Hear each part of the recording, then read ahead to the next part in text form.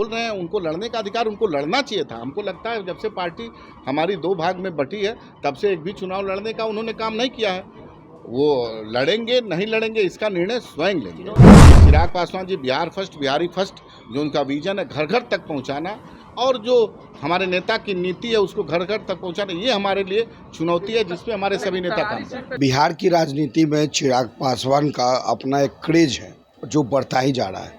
दरअसल लोकसभा चुनाव के बाद जिस तरीके से चिराग पासवान ने लगभग सभी सीटों पर कब्जा कर लिया और आगने वाले विधानसभा चुनाव में भी लगता है कि चिराग पासवान युवाओं को तवज्जो देंगे।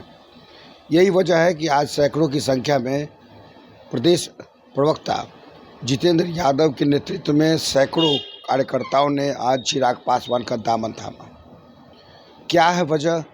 चिराग पासवान के पार्टी प्रवक्ता जितेंद्र यादव से उनकी जुबानी सुनिए। उनकी बात किससे हुई है, उनको धोखा मिला है तो किससे मिला है, ये तो वही स्पष्ट करेंगे ना।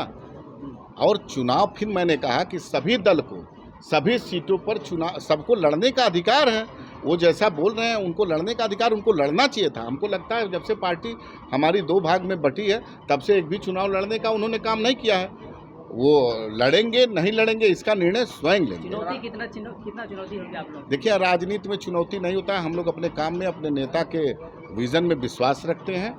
हम लोग चुनौती नहीं मानते हैं। चुनौती है जनता की समस्याओं को दूर करना, जनता के सुख दुख में शामिल रहना। ये हमारे पार्टी की प्राथमिकता है। हमारे नेता ये चिराग पासवान जी बिहार फर्स्ट, बिहारी फर्स्ट जो उनका विजन है घर घर तक पहुंचाना, और जो हमारे नेता की नीति है उसको घर घर तक पहुंचाना, ये हमारे लिए चुनौती है जिसमें हमारे सभी नेता काम कर रहे हैं। दावेदारी कर रहे हैं। बिहार में पहला फैक्ट्री कब कहाँ लग रहा है? केंद्रीय मंत्री है तो प्राथमिकता बिहार में है। अभी हमको लगता है कि 1-1.25 महीने भी नहीं बीता होगा। थोड़ा सा मौका आप लोगों को देना चाहिए। निश्चित रूप से बिहार में जो हमारे नेता को मंत्रालय मिला है, अभी पिछले दिनों ही मौर्या में एक बड़ी उद्योगपतियों के साथ एक बैठक की है। निश्चित रूप से बिहार में लाभ मिलेगा। अब देखिए, हमारे संस्थापक स्वर्गीय रामविलास पासवान ने काम करके दिखाया है, और उनके स्वर्गवास के बाद हमारे नेता चिराग पासवान जी उनके पद चिन्हों पर चलने का काम कर रहे हैं, और हमारे जो संस्थापक की सोच है उसको निश्चित रूप से हम लोग धरातल पर लागू करते हैं। तरारी विधानसभा में दावेदारी की जा रही है बीजेपी के द्वारा। कौन दावेदारी कर रहा है? अब दावेदारी कर रहे हैं तो लड़े ना, कौन उनको रोक रहा है? वो एनडीए से टिकट मांग रहे हैं ना। अब एनडीए से मांग रहे हैं तो किससे मांग रहे हैं? जिससे मांग रहे हैं उनका नाम स्पष्ट कर रहे हैं, उनसे लड़े। इसमें हम कहाँ हैं? हम अब वो तो एक बार आप देखे होंगे जब उनको एक भी सीट नहीं मिला था लोकसभा में, तो निर्णय लिए थे कि हम लोग लड़ेंगे, फिर नहीं लड़े, फिर बीच में बोलते हैं। तो ये स्वतंत्र हैं, उनको स्वतंत्र हैं, वो लड़े कि नहीं लड़ेंगे वो तो उनसे वही बताएंगे ना, उसमें हम क्या बोल सकते हैं? एनडीए में कंफ्यूजन है क्या अभी भी? एनडीए में हमको नहीं लगता वो हैं। अब एनडीए में हैं, कहाँ हैं उनको बताइए। एक भी सीट मिला नहीं तो कैसे उनको एनडीए में मान? राष्ट्रपति जी एनडीए में नहीं है, मेरे समझ से तो नहीं है।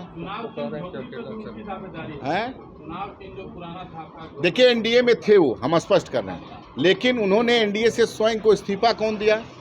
भारत सरकार के कैबिनेट मंत्री से इस्तीफा दिया। उसके बाद बजाबते प्रेस कॉन्फ्रेंस किए, बजाबते उन्होंने कहा कि मेरे पास जितने भी मेरे सांसद हैं सब लोग लड़ेंगे, लेकिन नहीं लड़े।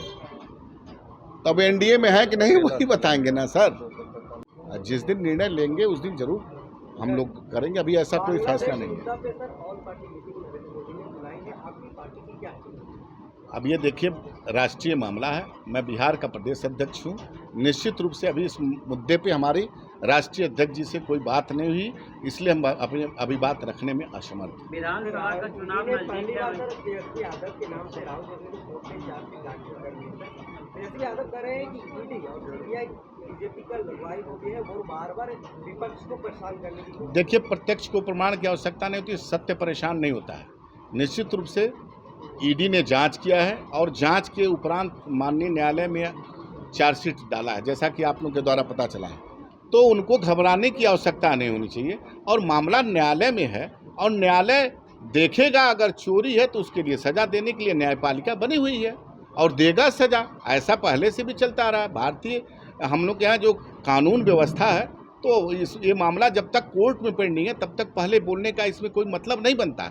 माननीय न्यायालय में ईडी ने अपनी जांच को दिया है और न्यायालय उस पर जो निर्णय लेगा उसका हम लोग सम्मान करेंगे। राजू जी, एक सवाल है वक्फ बोर्ड मामले में। तो देखा आपने साफ तौर पे कह रहे हैं कि युवा हैं, बिहार फर्स्ट और बिहारी फर्स्ट के नारों के साथ जिस तरह से बिहार की तरक्की के बारे में सोचते हैं, आने वाले समय में कई युवा इसी तरीके से चिराग पासवान का दामन थामेंगे। अभी के लिए बस इतना ही, बने रहिए न्यूज़ NBC के साथ।